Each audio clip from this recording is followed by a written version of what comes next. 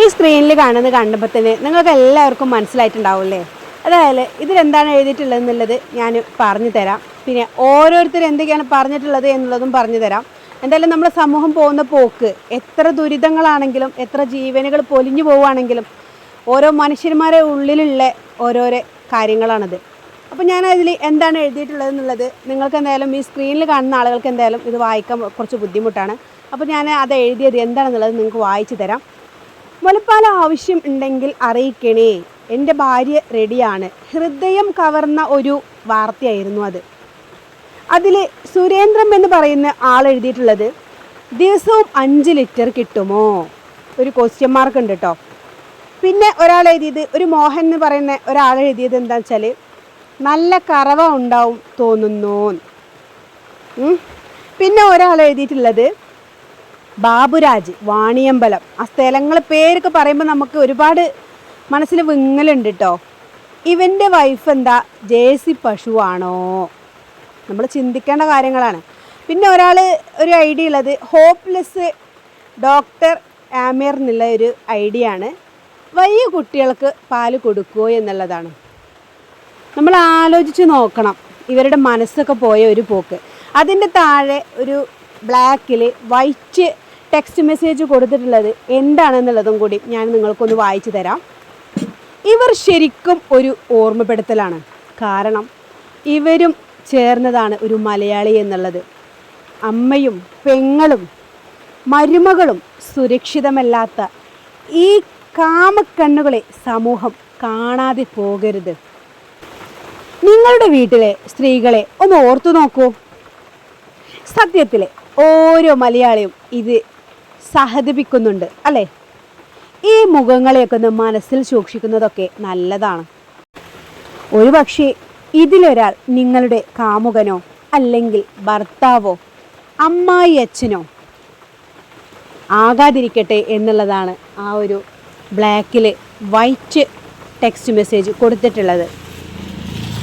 ഇതിൽ എനിക്ക് പറയാനുള്ള ഒരു കാര്യം, നമ്മൾ കേരളം, ഇന്ത്യ ഒട്ടാകെയുള്ള ആളുകളൊക്കെ ഇപ്പോൾ ആ ഒരു വയനാട്ടിലെ ആളുകൾക്ക് വേണ്ടി പ്രാർത്ഥിക്കുന്ന ആളുകളാണ് അല്ലേ?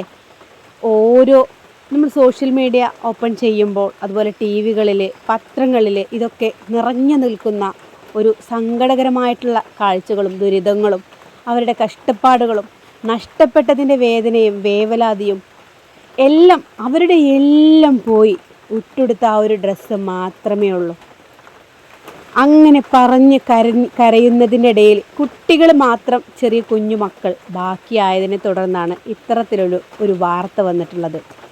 അതിൽ കുട്ടികൾക്ക് മുലപ്പാൽ കൊടുക്കാൻ റെഡിയായിട്ട് വന്നിട്ടുള്ള ദമ്പതിമാരെ നമ്മൾ അതും സോഷ്യൽ മീഡിയയിൽ കണ്ടു. അതിനു വേണ്ടിയിട്ട് ഒരു മെസ്സേജാണ് ഇവർ റിപ്ലൈ കൊടുക്കുന്നത്. എത്രമാത്രം അതപ്പതിച്ച ഒരു റിപ്ലൈ ആണല്ലേ. നമ്മളൊരിക്കലും നമ്മൾ വിചാരിക്കുന്നതെല്ലാം നടക്കുക. പക്ഷേ ആ ഒരു കുഞ്ഞു മക്കൾക്ക് മുലപ്പാൽ കുടിക്കേണ്ട സമയമായതുകൊണ്ടാണല്ലോ അങ്ങനെ ആ ഒരു സ്ത്രീ രംഗത്ത് വന്നതും. അത് ഒരുപാട് അതിലിപ്പോൾ ഞാൻ ഫസ്റ്റ് വായിച്ചതുപോലെ ലിറ്റർ കണക്കിനോ അല്ലെങ്കിൽ കറവ പശുവിനെ പോലെയോ അല്ലെങ്കിൽ വലിയ ആളുകൾക്ക് കൊടുക്കുന്നുണ്ടോ, എന്താണ് ആ ചോദ്യങ്ങളൊക്കെ? നമ്മൾ അതിലൊക്കെ എന്താണ് ചിന്തിക്കേണ്ടത്?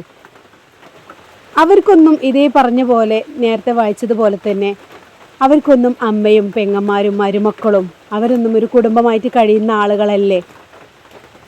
ഒരിക്കലും അങ്ങനെ പറയാൻ പാടുണ്ടോ? എന്തായാലും തീരെ ഒരു കണ്ണിച്ചോരായില്ലാത്ത രീതിയിലുള്ള ഒരു വർത്തമാനമായിപ്പോയി. എന്തായാലും ആ ഒരു ദുരിതങ്ങളിൽ മരിച്ചു പോയവർക്ക് നമുക്ക് പ്രാർത്ഥിക്കാം. അവർക്ക് പറ്റുന്നവരൊക്കെ ഫാത്തിഹ ഓതി ദുആ ചെയ്യാം. ഇന്ന് അവരത് കഴിഞ്ഞു, നാളെ നമ്മളത് എങ്ങനെയാണെന്നൊന്നും പറയാൻ പറ്റില്ല. ഒരിക്കലും പ്രതീക്ഷിക്കാത്ത ഒരു രീതിയിലുള്ള ഒരു മരണമായിരുന്നു അവിടെ നടന്നിട്ടുള്ളത്. നമ്മളെല്ലാവരും കണ്ടു. ഒരുപാട് നഷ്ടപ്പെട്ടതും വീടും പറമ്പും നഷ്ടപ്പെട്ടത് മാത്രമൊന്നല്ല, കുടുംബം വരെ നഷ്ടപ്പെട്ട രീതിയിൽ, ആളുകളെ തിരിച്ചറിയാൻ പറ്റാത്ത രീതിയിൽ, ആളുകളെ കാണാനില്ലാത്ത രീതിയിൽ തിരച്ചിൽ നടത്തുന്നു. കിട്ടിയ ഓരോ അവശിഷ്ടങ്ങൾ വെച്ചിട്ട് അവർ പോസ്റ്റ്മോർട്ടം ചെയ്യുന്നു, ടെസ്റ്റുകൾ ചെയ്യുന്നു, മറമാടുന്നു. എത്രമാത്രം കേരളം ഒന്നാകെ, ഇന്ത്യ ഒന്നാകെ എന്ന് പറയാം, കേരളം എന്ന് മാത്രം പറയാൻ പറ്റില്ല. അത്രയ്ക്ക് കേരളം, ഇന്ത്യ ജനത ആ ഒന്നാകെ അടക്കി പിടിച്ചു കൊണ്ട് നടക്കുന്നതിൻ്റെ ഇടയിൽ അതിലും ഓരോ കാമക്കണ്ണുമാർ. വളരെയധികം സങ്കടം തോന്നി. അപ്പോൾ എനിക്ക് ഈ ഒരു വീഡിയോ ചെയ്യണം എന്ന് തോന്നി.